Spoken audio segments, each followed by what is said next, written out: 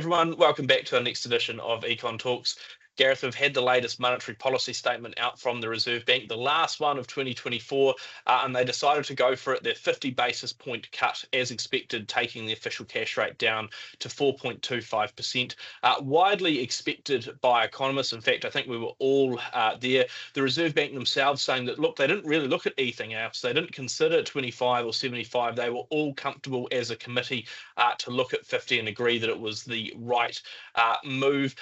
Again, sort of widely expected and widely really follows the data that we've had coming through. You look at sort of what's emerged, and there's been some ever so slightly early signs of better economic activity in some areas, still a weakening in the labour market and similar. The economy still doesn't feel awesome, and it's quite clear, and the Reserve Bank has sort of outlined, look, they don't need to keep economic conditions quite as restrictive as they had done before. So they're happy enough to come down. What did you make of the statement and the decision? Seems very much like the right move.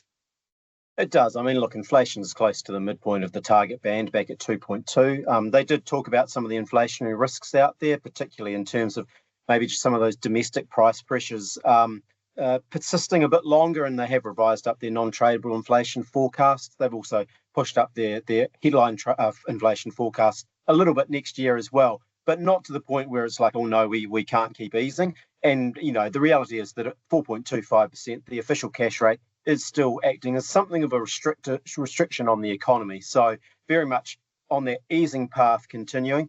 I mean, you mentioned the way the economy has been performing. We know that throughout much of 2024, it's probably been a bit weaker than we would have expected. And certainly some of those partial indicators coming out had been on the weaker side. More recently, a little more positive as well. So look, there's a few sort of things they're looking to balance up. And so I think this sort of charting this path down the middle of 50 points, not going for less, not going for the bigger cut that might have been a possibility as well. Very much just sort of a balanced move, but it does leave the door wide open as to, where do things pan out over the next 3 months before they get to their next review in February. And I think that's where there's still probably quite a bit of uncertainty about where things go to from here.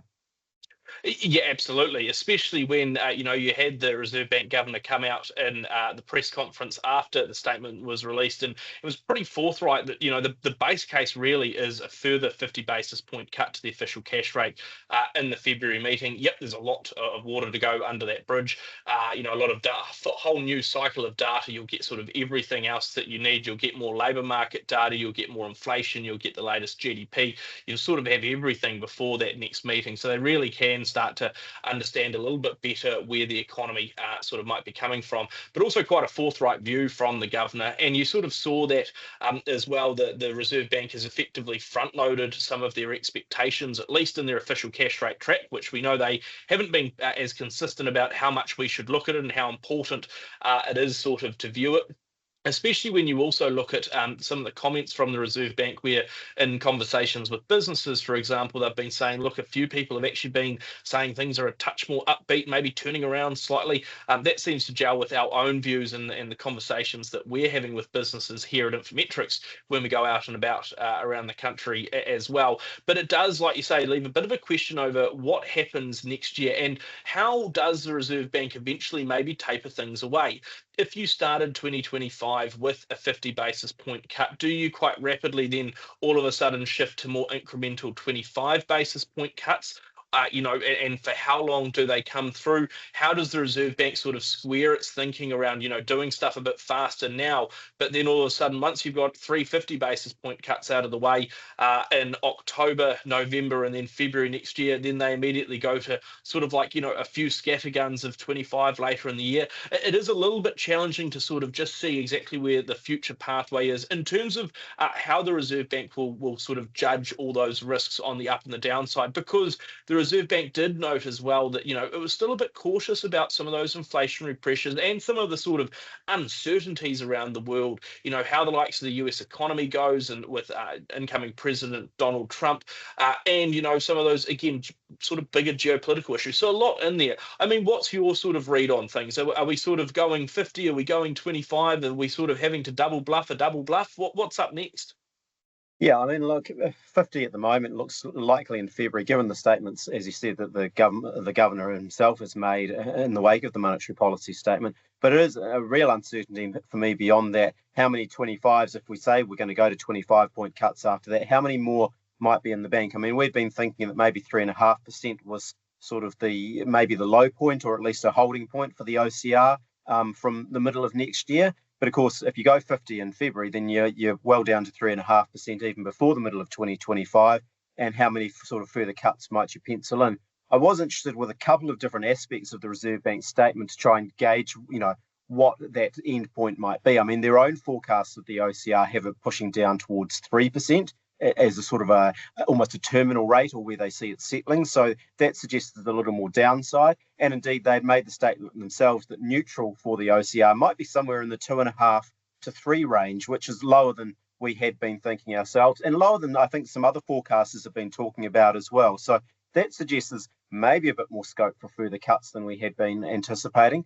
On the other side of the equation, though, it was fascinating with the Reserve Bank's forecast when you look out over the next 3 years. There's massive downward revision to their expectations or estimates of what the potential growth for the economy might look like. And they talked about weaker net migration, which has been a factor in our own forecasts and pulling down medium-term GDP growth. So I get that. But also weak productivity, which is a long-standing multi-decade issue for New Zealand. So there's nothing particularly new there, but there are areas of concern whereby they look forward out into 2026 and 2027 and say, well, the economy be lucky if we can potentially grow at 2% per annum. In fact, their figures are down under 2%. So if you look at those figures, you'd go, well, if economic growth starts to accelerate again, and that's all our potential growth is, surely that might lead to a bit more inflationary pressure further out. And then can you really cut the OCR down to 3%? So it's or even lower than that. So it's quite difficult for me to try and gauge that. I've only had 24 hours, of course, to think about their statement and get a head around it. But we'll be considering that sort of medium-term interest rate outlook in terms of over the next month or so, looking at things, and certainly ahead of our next set of full forecasts that we'll publish early in 2025. And that potential growth one is interesting, right? Particularly like you say, how it interacts with the likes of the neutral rate. Because I feel like a lot of the time we've been thinking recently that neutral OCR was sort of more in the 3 to 4% range, whereas the Reserve Bank sort of 50 bips below that in that 3.5 to 2.5 range, which again just shifts the midpoint a little bit and shifts when you think you're back towards normal. That was part of our thinking right around that 3.25%. We sort of went, okay, it's in that lower half of where we think neutral might be. So again, to that position where actually at that rate you probably aren't stimulating the economy, but you're not really restricting it either, which is sort of, again, that new-ish Goldilocks zone. If it is a bit lower than that, or if the bank thinks it is, but also then you start to see economic growth pick up, you get yourself into that sort of, again, almost having to over adjust again a little bit on either side. I did think it was interesting as well looking at some of the comments from the Reserve Bank and the governor around just because the OCR is dropping doesn't mean there will necessarily always be a one-to-one drop for mortgage rates as well. And I think, that's a conversation we've been highlighting ourselves again with clients and in public commentary quite a bit the last couple of weeks, that potentially the low point for interest rates is closer than we think. Yes, there's still further to come down, but just because people are sort of dropping the OCR doesn't mean it will necessarily come through into retail rates, because you've seen some of those international borrowing rates that the retail banks themselves have to borrow at, they've actually sort of popped a bit higher. So a lot of sort of movements out there in the interest rate field. We know the Reserve Bank has still got some cutting to do, but just how quickly and of what magnitude is sort of a little bit up in the air. We'll continue to assess all of that and how the economy goes, whether or not the Reserve Bank follows through with 50 or what it does in the future on one of our future editions of Econ Talks.